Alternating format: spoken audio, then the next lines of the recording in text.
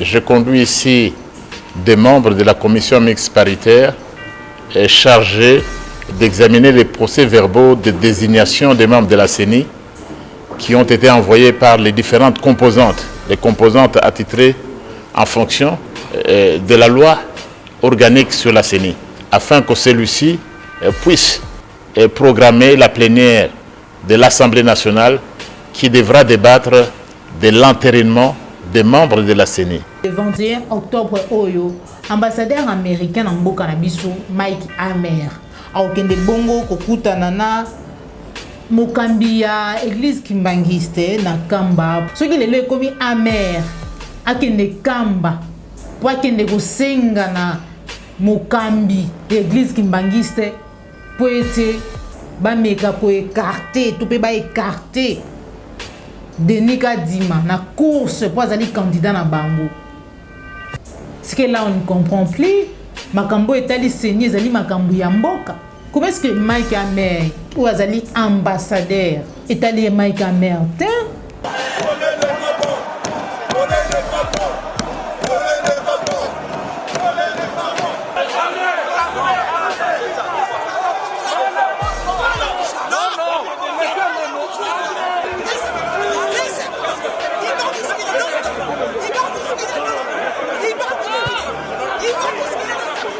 Tout ce qu'on attendait ce jour, c'est la suppression pure et simple de la taxe RAM.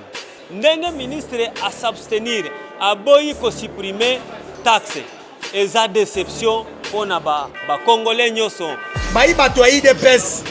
Bobete la kamese tulo motolo ko lobaka kete aza so disant beto soki beto.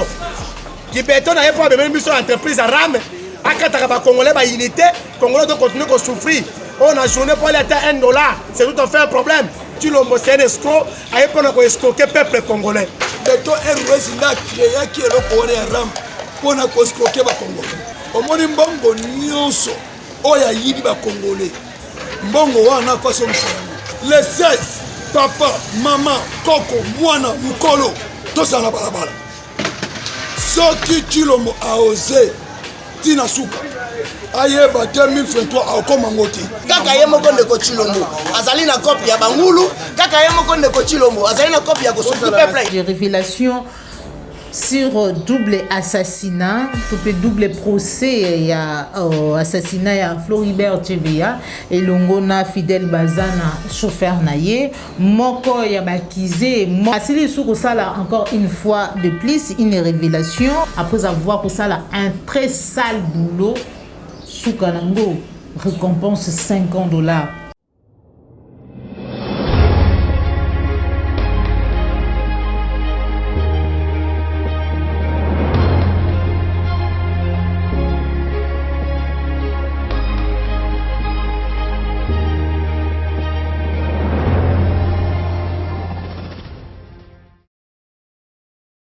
Bandeko Banandi, applique Claire Télévision, la chaîne de vérité, la chaîne qui vous informe en temps réel, Mbote Nabino. Bozali Belé, Baebozui, Libakou, Yakola, Maman Joël Kombena, émission Vérité de tous côtés, na Katia Bandagou Nabino. Merci na Bolingopé, na confiance au chaque jour, Bozali, renouveler na Katia, la chaîne de vérité, la chaîne qui vous informe en temps réel. Lobby, mercredi 13 octobre 2021, tout le monde qui, Augustin Kibasa, Kokende ko répondre dans l'Assemblée nationale sur dossier Etali RAM, mais Kasito Bibison sur l'Engeni Souka qui pourquoi parce que ba Congolais pe na ba député ou ba tombola ki mingongo pour na ko dénoncer escroquerie à RAM ba trouva qui RAM ezala qui toujours pas supprimé et que ministre Kibasa azalaki bongo sauvé mais kasika comme kolomalobi commission mixte paritaire et qui bongo ko déposer loi organique ou ezali ko kumba tope ko kamba makambo ya CENI et pas il y a honorable président de l'Assemblée nationale Mbosso Kodia tokozwa en image tout à l'heure ni bakindeki kuna mais kasi tokolobela na kati émission na biso mokolo mwa lelo réaction à la population après passage il y a Augustin Kibasa dans l'Assemblée nationale par rapport na maimatali taxe RAM tokochite na marche ya la muka ezali bongo prévu pour na 16 octobre oyo bipa iwa bi ba signaler biso balobi cette fois-ci ezali bongo na ngambu ya Tchangouté, mais kasi marche ekobanda na ngambu ya Ngaba, ya rond-point Ngaba, et que déjà les lots coalition Lamuka, topé bandeko ya Lamuka, bakokuta na bongo na gouverneur ya ville Gentini Ngobila pour être ba disposition. Et puis tokosukisa na Maimatali ba révélation encore de plus sur Maimatali double meurtre. Topé double assassinat, il y a Floribert Tchebeya, na collaborateur naie, topé na chauffeur naie, Fidèle Baza, na bipa iwapi tuyo ki moko, ya ba kize, moko, ya ba bazali na kati ya dossier wana, kolobaete a participa ki solo, et que basila ki kopesa, moko na ba ba participa ki na koboma. Bande kona biso mibale wana bato ya droit de l'homme bapesa ki bango ba $50. Natiki bino to kota déjà na kati ya mama na likambo na biso mukolo mwalelo. Bonjour, bonsoir. Lobi kaka mukolo ya mercredi zalaki bongo dépôt ya rapport sur Maimatali loi organique sur CENI bipai wapi commission mixte paritaire oui kamami bongo na André Mbata, professeur André Mbata bakindeki bongo ko déposer yango ko pesa yango na maboko ya celui qu'on appelle Mbosso Kodia ou azali bongo mukambi ya Assemblée nationale pour être ba ko kafama ko programmer plénière pour être ba entériné ba membre ya CENI na tribunal bolanda lo lenge nini bakindeki ko déposer yango et puis on se retrouve tout à l'heure.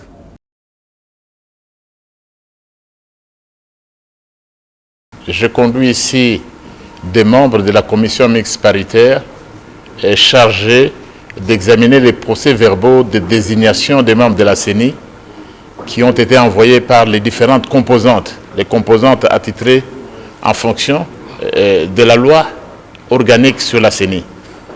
Eh bien, cette commission a effectué son travail depuis le 13 août 2021 et ce travail vient de s'achever.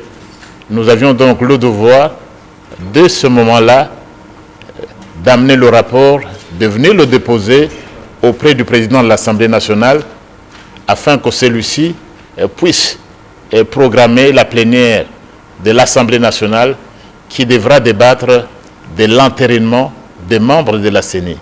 Il est évident que pour cette majorité, c'est-à-dire pour l'Union sacrée de la Nation, comme pour l'ensemble des députés nationaux, notre volonté ferme reste l'organisation des élections dans le délai constitutionnel. C'est notre détermination. Nous n'avons pas voulu lésiner sur les moyens. C'est aussi la volonté de notre peuple d'aller vers les élections dans les délais qu'il a prescrits au terme de la Constitution. C'est également le souci du président de la République, son Excellence Félix Tshisekedi Tshilombo, que nous puissions aller aux élections dans les délais constitutionnels. Telle est la volonté de notre peuple, telle est la volonté de l'Assemblée nationale. Nous sommes donc venus ce soir pour déposer le rapport de la commission mixte paritaire au bureau de l'Assemblée nationale. Le travail s'est fait conformément à la Constitution, conformément à la résolution qui avait été adoptée par la plénière. Et pour les détails, vraiment, prenez un peu de patience. Nous ferons très bientôt, incessamment, dès que la plénière est programmée, vous aurez tous les détails. Le travail était bien fait, mais nous réservons la primeur à la plénière de l'Assemblée nationale. Wana ezalaki bongo commission oyo ekendeki bongo ko déposer rapport na Assemblée nationale na maboko ya Mbosso Kodia, toujours en rapport na Maimatali CENI. Toko yoka ke le 21 octobre oyo ambassadeur américain na mboka na biso Mike Hammer akende bongo kokutana na mokambi ya église kimbangiste na Kamba pona kosenga mise en écart ya Denika Dima candidat na bango ya église kimbangiste. Mutuna o congolais nyo sali komituna chaque jour na qualité ya nani oyo Mike Hammer azali kokota partout parce que likambo etali CENI commission esengele ezala indépendante o etali obele bana mboka entre et les Congolais. Ce qui lelo ekomi Hammer akende Kamba po akende kosenga na mokambi l'église kimbangiste pour être bameka ko écarter tout peut ba écarter Denis Kadima na course pour aller candidat na bango. Ce que là on ne comprend plus. Ce que là on ne comprend plus parce que makambo etali seigneur ezali makambo ya mboka. Et que ceux qui Mike amenda comme ko kende na kamba pour kende ko convaincre toi kende ko senga mise en écart. Makambo ezoleka sincèrement entre nous bakambina biso pour bolinga to benga bino bongo. Ezali ko pesa bino lukumu ata mokiete. Comment est-ce que Mike Amer ou azali ambassadeur makambo ya commission électorale soki nationale indépendante na biso ezalaka bongo ti lelo pour chaque fois ezali ko changer Italie États-Unis Italie Mike Amer c'est pas Mike Amer d'aller demander la confession en atopé une église kimbangiste ba écarter Denis Kadima candidat na bango na course. C'est par contre na ba oyo bazali censé ko sala musala wana nde bakolo voilà comme Kadima et simbité parce que pour na ba raison oyebani voilà ba komeli to ba sengi une église kimbangiste pe sa candidat mususu.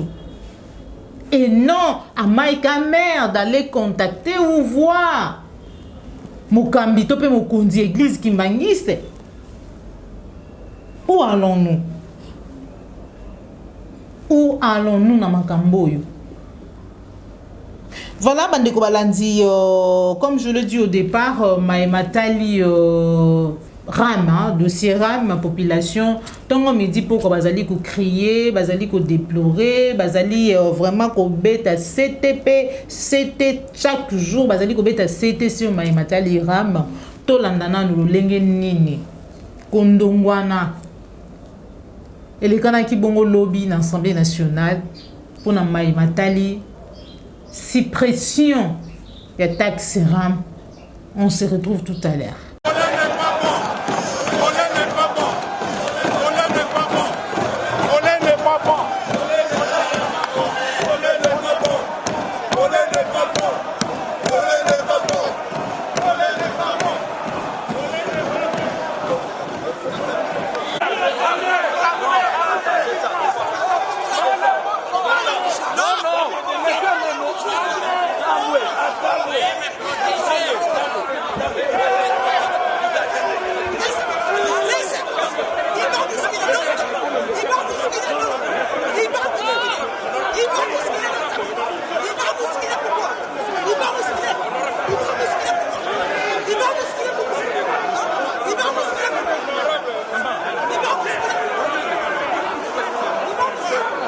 Tout ce qu'on attendait ce jour, c'est la suppression pure et simple de la taxe RAM.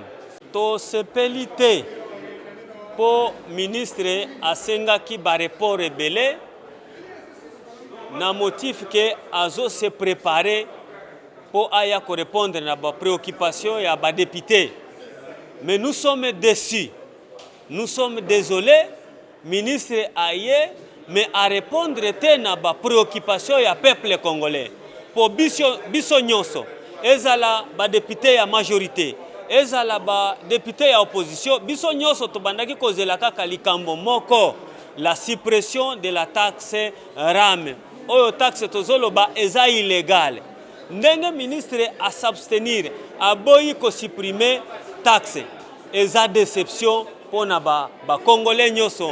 Eza déception pour na ba député nyonso oyo bayaki ebele na mukolo ya lelo baya koyoka nini ministre akopesa na ba congolais. Eko sala pasi taxi ram to yoki ndenge na lobaki lobi ete misuli tamboli na senase mais kasi to kozwa pe réaction ya population congolaise en rapport na Maïmatali taxe. On se retrouve tout à l'heure. Tozali na eloko mosusu tokoki kosala te sauf que ezali kaka éclaircissement oyo tozali koéclairer na peuple congolais ndenge nini régime frauduleux bazo continuer kobomba peuple, bazo continuer kodistraire peuple, bazo continuer kosouffrir peuple.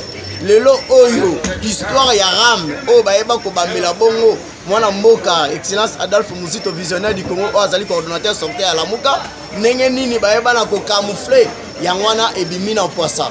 mpona kotalisa tour liboso babenga ministre Kibasa mpona koyeba koéclairer si RAM oyo ezali konyokola peuple congolais ezali kofaire souffrir peuple congolais de façon que mwa moke oyo bazwaka wana bazokontinue kolia yango. Kibasa bima apesa réponse ya kotalisa ke non RAM eserviraka na gratuité d'enseignement.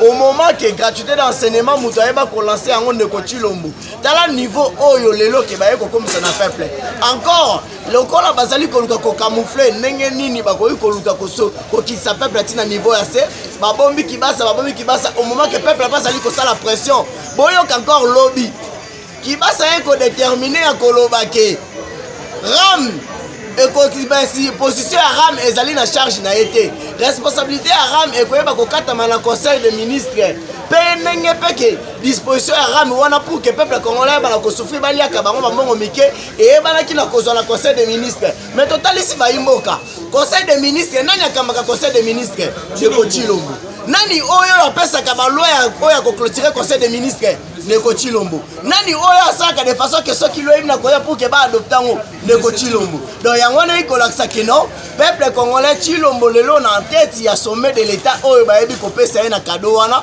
azali ko continuer cop azali ko sala cop ya bangulu chaque voyage ya Ndeko Tshilombo azali ko voyager na Europe na avec akendaka pas moins de 100 personnes au-delà wana oyo bakendaka est-ce que oyo bazonga kawebi ebité donc kaka ye moko Ndeko Tshilombo azali na cop ya bangulu kaka ye moko Ndeko Tshilombo azali na cop ya ko souffrir peuple yango wana lelo oyo tolobi peuple congolais tozali déterminé toyebaki na kopesa réponse ya meeting oyebaki na kosala le 9 na Sainte-Thérèse mais cette fois-ci tozali kopesa appel ya population nyonso lokola bango balobaki ke le président Eli Martin Fayulu to excellence Adolphe Mozito bango balobi ke babazaka toujours na changu topesi bango réponse lelo oyo le 16 peuple congolais na bengi bino na mabele na ngai ya Moamba oyo ngai moko ke nazali donc marche ekobana na mabele na ngai na rompenga ba yango nazali kobenga ba peuple congolais nyonso ba district nyonso tozali kobenga de façon ya kolakisa détermination na biso oyo tozali nango mpona kobimisa mboka oyo na libulu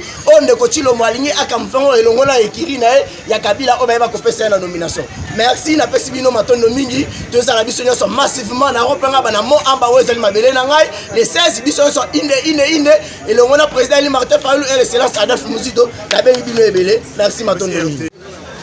Merci tata journaliste pour la kopesa nga maloba problème maimatali RAM problème makambo maimatali entreprise o monsieur Tshilombo Félix ameli biso na kata Congo oto bengi entreprise de RAM en complicité na ministre na ye Kibasa Maliba bandeko bono bayi congolais bomoni likopani no monsieur Tshilombo aye kosala na kati ya Congo ya mabe komemela miso entreprise mona kombo ya RAM bandeko botala ndenge Jean-Marc Kabunda alobi ye moko clairement oyo azali président AIDPS alobi ke RAM moto aza concerné nango ezali présidence ça veut dire Tshilombo ye moko donc monsieur otobengi Kibasa aza juste innocent pamba maintenant congolais bayi congolais bayi bato ya IDPS bobetelaka monsieur Tshilombo tolo kolobaka kete aza soi-disant beto soki beto kibeto na ye po abemeli biso entreprise ya RAM akataka bacongolais baunité congolais doit continuer ko souffrir on a journée pour aller à $1 c'est tout à fait un problème bandeko na ngai toye kondimesio eloko ndenge wana te Tshilombo c'est un escroc aye mpona koescroquer peuple congolais monsieur Tshilombo Félix makambo azotraité awa mpona ye ezobeye eloko moko te akamati peuple aki Abu Dhabi kosenga 1 milliard epa barabe nayebi te mbongo wana ekoprotege na kati ya mboka Congo eza lokola ndeko na ye Kagame oyo abengaka ye soki soi-disant frère alobi yango clairement soki omoni moto na mboka na ye mokite etonda aza na bomengo nyonso mais donc ne kosenga mbongo libala ça veut dire aza na problème ya mutu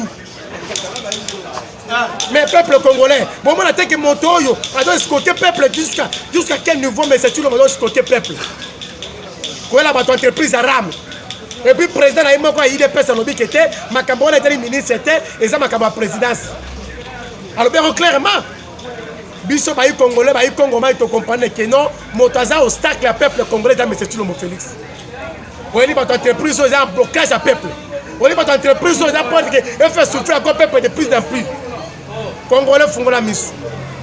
Congolais fungola misu. Tu le moyen sur un point mon côté, convaincre le peuple qui était, peuple pour voter ngai, pour ça la bobo tika ngana za soki deuxième mandat pour que parce que on est pas occupant. Parce que on servi pas occupant.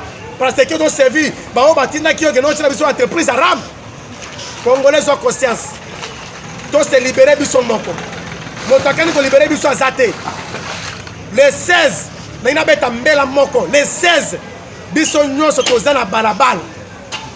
Oyebisa ba Congo manikeye NON pour la fraude électorale au Bakani conseil de en 2023. Pour la dépolitisation à Seni.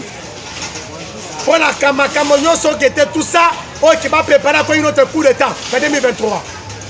Kolobi NON.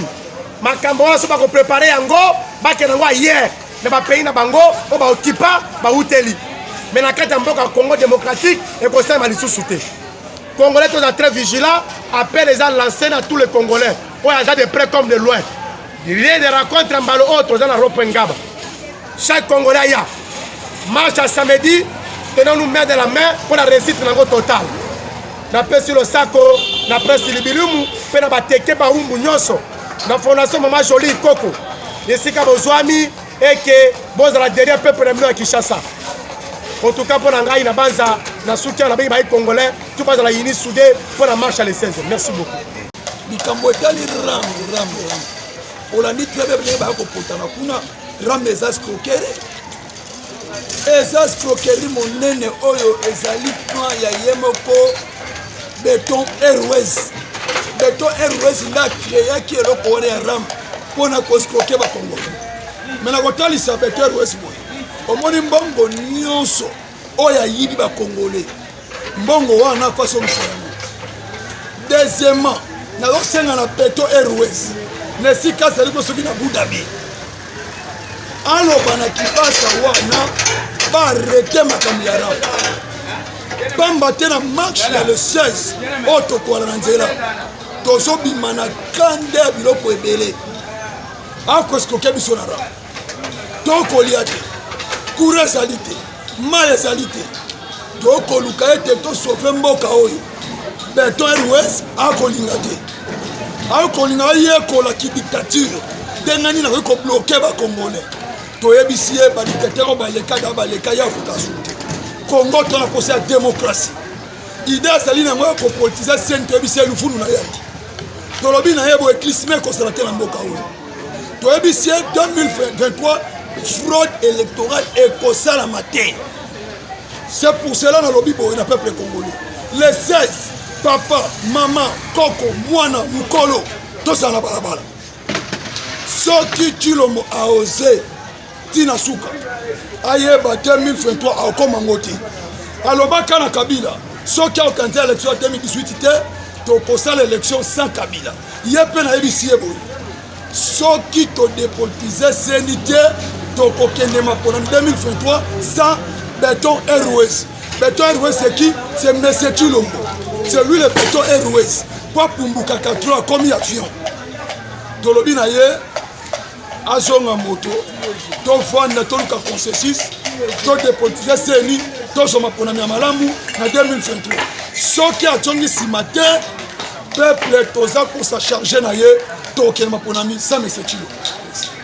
Voilà, Mandeko Balandi, toko chité na kati émission na biso na article ya Radio Okapi des révélations sur double assassinat, double procès ya assassinat ya Floribert Chebeya et Longona Fidel Bazana chauffeur naye moko ya bakize moko ya ba eo bazali prévenir, mon quoi prévenir. Asili sous ça encore une fois de plus une révélation. Oyo nakomeka kotanga awa tout à l'heure. Abiete, je participais à leur mise en mort. Chacun des meurtriers a été récompensé de $50. Wana témoignage ya moko ya bae oyo. Babomaki to basalaki musala ya salité pour na koboma Floribert Chebeya na chauffeur naye Fidel Bazana récompense nango na suka $50. après avoir kosimba makila ya mutu, après avoir kosala un très sale boulot, suka nango récompense $50. Tala niveau ya lolenge nini basakana kina batu oyo bango bapesaki musala ya kotia fin na bomo ya batu bandeko balandi applique ya télévision na kotanga article ya bandeko la biso ya 24h.cd le biboye le policier Jacques Mungabo a témoigné à l'objet j'ai participé à leur mise en mort, c'est-à-dire la mise en mort de Floribert Chebeya et de Floribert de Fidel Bazana son chauffeur. Après les avoir tués, nous avons acheminé les corps inertes de Chebeya à bord de sa voiture que nous avions abandonnée au bord de la route vers Mitendi. Et les corps de Bazana, nous l'avions enterré dans la ferme privée du général Djadidja. Tout se faisait sur ordre de Christian Ngoyi Kenga, de qui je répondais au sang du bataillon Simba, sous l'autorité de John Numbi et Daniel Mukalai. Après les crimes, nous sommes allés à la résidence de Mukalai pour fêter et chacun des meurtriers a été récompensé de $50. Voilà, toujours des révélations chaque jour. Vous allez connaître les révélations, vous allez avoir des révélations, des détails sur l'Iwaya. Ndeko Floribert Chebeya, puis chauffeur naïe, Fidel Bazana, tout vraiment justice à Warusala Moussa naïe, ceux qui vraiment justice à Mouezali, et ça la Moussa, et ça la Moussa pour n'a pas procès belé, ba massacre belé, ba tuerie belé, ba assassinat belé. République démocratique du Congo.